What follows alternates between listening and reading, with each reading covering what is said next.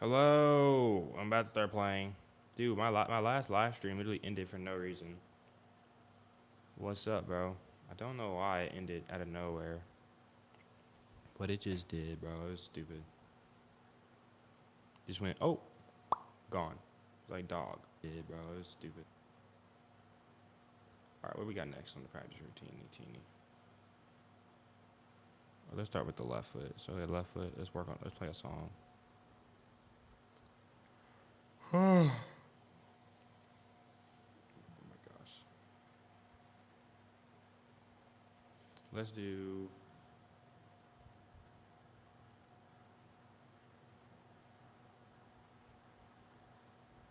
We're gonna do vignette 24.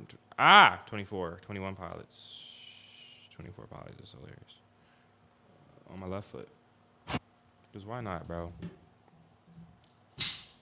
But YouTube is cooking small creators, bro. They're actively promoting shorts, bro. Like, dog. Look at my streams, bro. My streams like 2 weeks ago literally used to get like 1,000 views over the course of the stream. Now my most recent ones are barely cracking 100. It's like, every time I make some progress, there's something else. But here we go.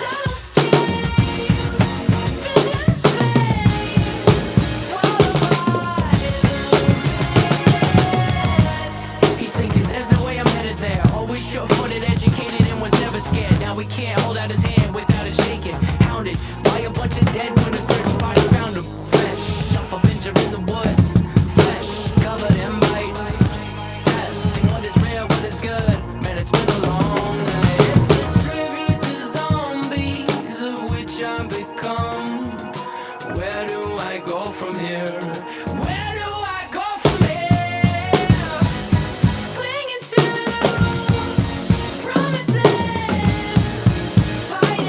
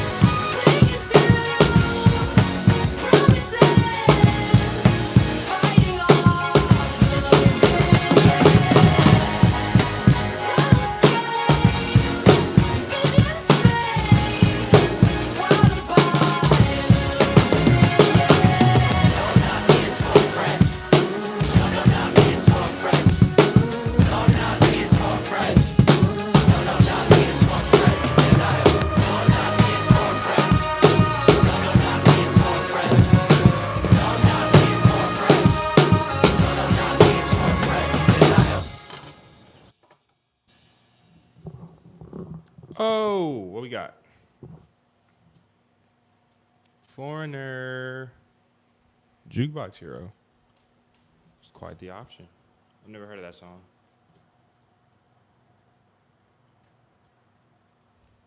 Swallowed by the wind. Alright. Ow. You adjust my hi-hat. Oh my. Bro, I swear I don't make it that tight. I'll just do it. It's going to be an ad or something, probably. Move forward and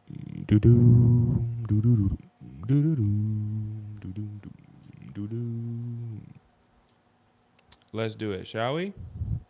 Here we go.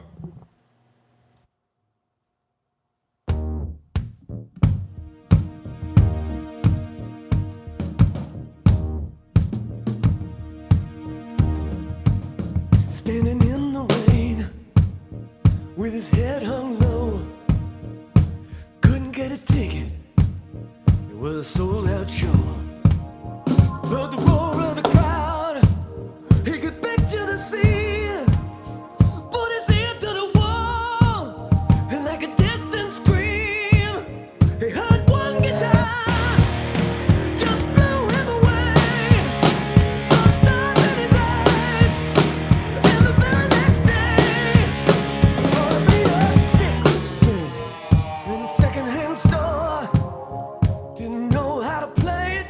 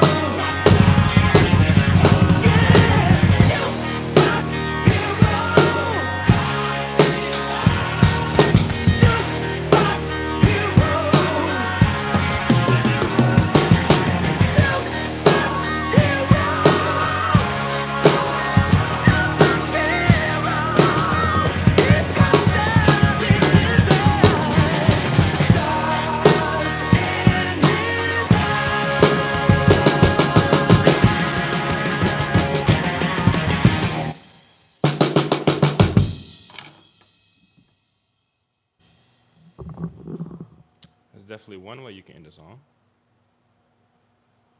All right, now we're gonna get probably into the boring stuff. Don't make no sense. All right, now. Oh my gosh.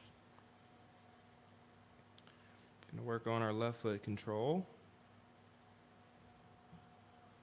63 BPM. This is gonna be uber exciting. 15 minutes. I meant to say 63.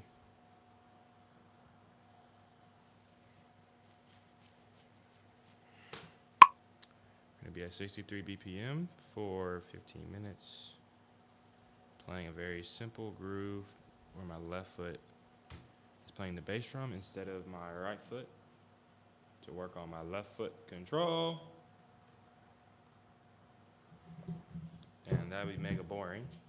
So I'm going to play a video in the background to listen to while nobody's even freaking watching. Yo, what am I yapping about?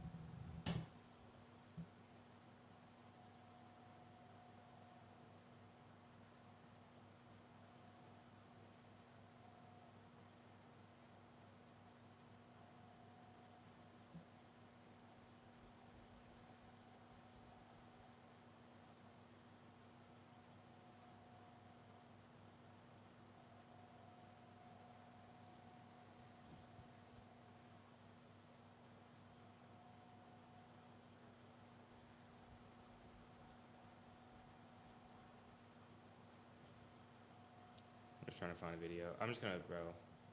Wait. Oh, wait, the Veritasium one. That'd be interesting. I think I'm on whatever right now.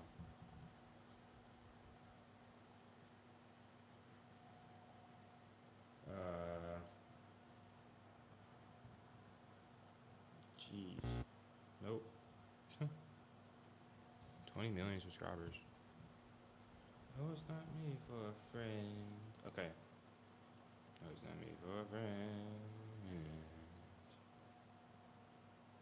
Bro, load. Okay. All right, let's do this.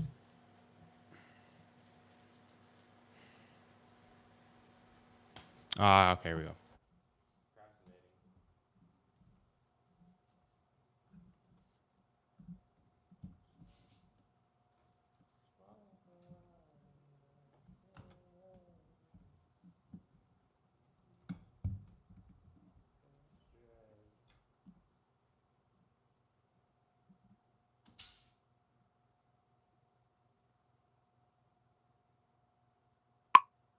This is a video of light traveling through a bottle at 250 billion frames per second. And here's that same video, but now with the camera moving. You can see it sweeps across the scene faster than the laser pulse itself, which means this camera must be traveling faster than light. So how is this possible? Well, in this video, I want to show you 3 unusual ways of stopping time, and what you can see if you just keep slowing down. From a century-old technique that still beats modern slow-mo cameras, all the way to a massive quadrillion frames per second camera that captures electrons whizzing around molecules.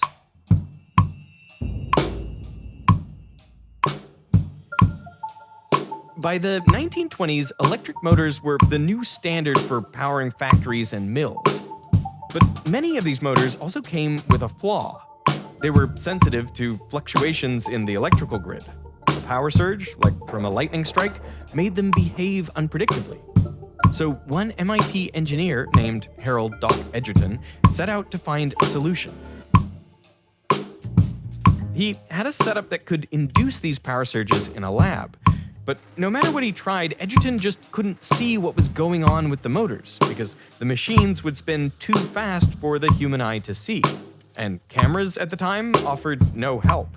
Their exposure times were too slow, so any photograph of a running motor would come out blurry. But one day, Edgerton noticed that every time he triggered a power surge, his equipment gave off a bright flash of light. And when that flash hit the motor, the moving parts appeared to stand perfectly still, as if frozen in time. Which gave him an idea. He could turn off all the lights in the room, set up a camera, and leave the shutter open. And since there was no light, no image would form on the film. But then, if he could illuminate the motor with a very brief and very bright flash, like the ones his equipment gave off, well then he would get a sharp photograph. All Edgerton needed was a way to reliably create these flashes. So he started by using a high voltage power source to load electrons onto a capacitor, where they piled up onto one of the plates. But because there was an insulator slotted between the two sides, the electrons couldn't just jump to the positive side to balance out the charges. The only way for them to get there would be to travel through the rest of the circuit. And the circuit was intentionally designed so that electrons would have to cross a glass tube filled with a non-conducting gas, like argon or xenon. On their own, they would not have the energy to get through that gas. So Edgerton added a trigger that sent a high voltage pulse through a wire wrapped around the tube. And the electric field from that pulse would rip electrons off the gas atoms inside the chamber, ionizing the gas and turning it into a conductor. In that instant, the charge stored in the capacitor would surge through, heating the gas to around 10,000 Kelvin, nearly twice as hot as the surface of the sun. This would produce a very bright and very brief flash of light, lasting just 10 microseconds. Then the electrons would recombine with the gas atoms, stopping the current, and the circuit would go dark again. This was Edgerton's strobe. By the early 1930s, he was eager to test it outside the lab. So he packed up a strobe and hit the road with his wife. When he saw a random factory, he pulled over, got inside the nearest phone booth, and called up the factory's president and asked him something like, "Do you happen to have any motors in there that don't work right? I'd like to show you something." More often than not, he ended up inside, setting up the strobe next to one of the motors. The workers would watch as Edgerton froze the motor in time, allowing them to take sharp pictures of the gears in motion. Extraordinary magic follows you around. Edgerton isn't the first to make a strobe. Rather, he took new bits of technology that existed so that he could make a better strobe, a strobe that was brighter, shorter flash duration. But he was not unique in that. There were lots of electrical engineers in the world at that time who could have done that. No, what Edgerton uniquely brought to the table was his eye for photography. He took photos of synchronous motors, and I think in part because he just thought synchronous motors were cool. One day, he showed his wife the 300th photo of a synchronous motor, and she said, "Harold, can't you take a picture of something a little more interesting?" And so he did. Tennis balls pancaked against the racket, hummingbirds frozen in time. He was one of the first to really start using strobes to communicate what's happening at these timescales we can't see. He would do this through like Life magazine, National Geographic magazines. These magazines in the 30s, 40s were essentially the social media influencers of the day. He just had this eye for composition. Most of these pictures were taken in the 1930s. And yeah, it seems easy enough to swing a racket, and it's easy enough to press a button on the strobe. But how do you time the strobe to go off exactly as the racket hits the tennis ball? That is the million-dollar question, right? You have a strobe that turns on and off in half a millionth of a second. That's nice. How do you get it to go up the right half millionth of a second? Because there are a lot of them. Right. Yeah. And the answer is we use sound. So we're gonna try and recreate one of Edgerton's photos, popping a balloon and freezing it in time. Is it okay if we walk through the setup? I think that would make perfect sense. Why don't you blow up a balloon? Step one is you set up the experiment, or in this case, the performer. And the next thing you want to do is frame the image. So you're framing now before the balloon pops to get focus and... Exactly. If you can't get a good photo with nothing happening, adding the motion will not help. And so the next step will be to get the strobe in the right spot. Now the strobe is set up with a trigger unit, with a microphone. And when a sharp sound hits the microphone, the trigger...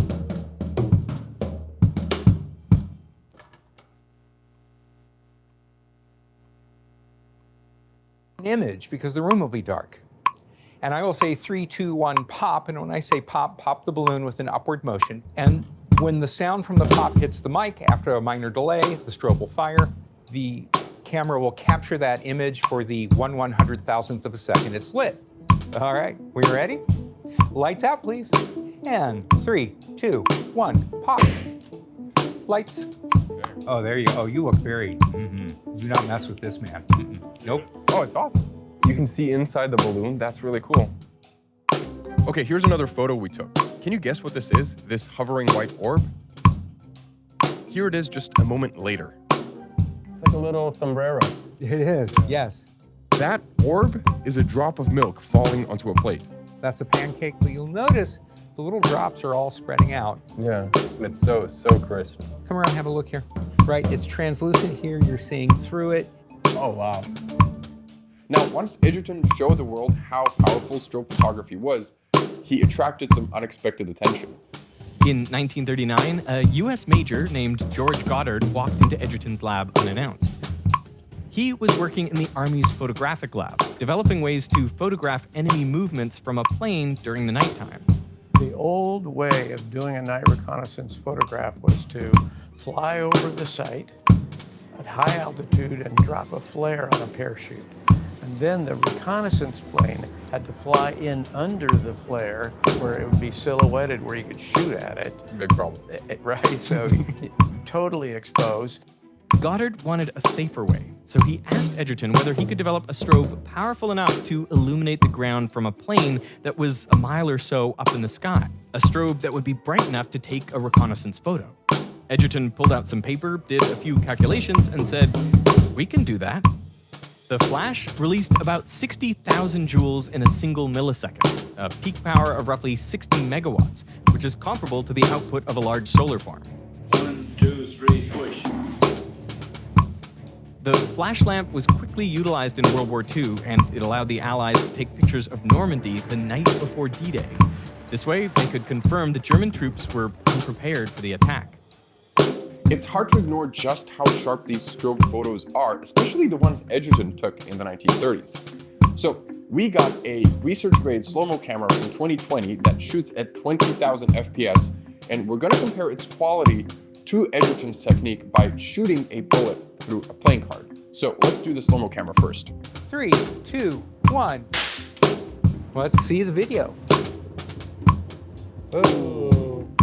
It's great to see how long the top part, which is now levitating, stays. Is now heavy, yeah.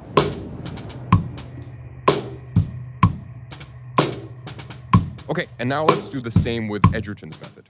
Lights going out. Shutter. Shutter open. 3, 2, 1. Okay, I think I saw it. That's cool. The focus is amazing. The edge of the card is beautiful. You see this ghost effect? There's like cards here. You do see the ghost effect, and that's because you opened the shutter and it was a second or two before I actually fired the gun. There's enough stray light in the room to give you a faint exposure there. Also, we still used a microphone to time the bullet, even though it's faster than sound. So here's the gun, it fires, the sound of the gun comes out, but the bullet is coming out ahead of the sound. But the bullet is supersonic, and a supersonic object moving through the air creates a sound, a sonic boom. Now, you can pick up that sonic boom with a microphone. And by moving the microphone physically along the trajectory, you get the time where the bullet is going to be when the strobe goes off. I think it's a brilliant way to solve the problem, and I get to say that because I did not invent it. Edgerton was very inventive and had projects all over the place. He was teaching at MIT, but then he had companies for things like underwater cameras, and he was making movies, and he even won an Oscar. So if there's anything he wanted to do, he sort of just did it. And I feel like I'm quite the opposite. You know, when I joined Veritasium back in 2023, I started off as a researcher. I was fact-checking videos and setting up shoots. But then Derek and the other writers suggested I should make a video of my own. And I remember thinking, yeah, I don't know, maybe one day. But they kept pushing for me to do it, and I'm so glad that they did, because when Derek and I made my first video, I fell in love with it. So if there's anything you're putting off, you should just go do it. And if that's something as a project you want to set up as an entrepreneur or a creator, well, today's sponsor, Hostinger, makes that first step really simple. Say you need a website or a store or any kind of online presence. Hostinger is an all-in-one AI-powered ecosystem that will get you up and running within minutes. With Hostinger, off for that one day, turn that into your day one. Thank Hostinger for sponsoring this part of the video. And now let's go look at pictures of that card we shot. Okay, so here are the two techniques side by side, and here's Edgerton's original as well. So why does a research-grade camera from 2020 struggle to get the same resolution as a camera from decades ago? Well, that's because there are really two resolutions we're working with here. A spatial resolution, or how many pixels your image has, and a temporal resolution, which dictates whether you capture only one frame, like a strobe photo, or a progression of frames, like our high-speed video. The problem is that, more often than not, the hardware is limited so that you have to trade one resolution for the other, high pixel count or high frame rate. The fundamental limit you hit is how fast you can get pixels off the sensor, and that's why there's a maximum speed to read every pixel. And then to go any faster, you have to not read out all the pixels. So this camera will give you 1,000,000 frames a second, but you're like 16 by 128 pixels, and that's not much. Okay, so there's always this trade-off. Either you go for very high pixel counts and bring the frame rate down. At the Edgerton Center, we push this as far as it goes with one frame and that's it. But you can also push it the other way. 1 pixel and very high FPS. 1 trillion FPS, in fact.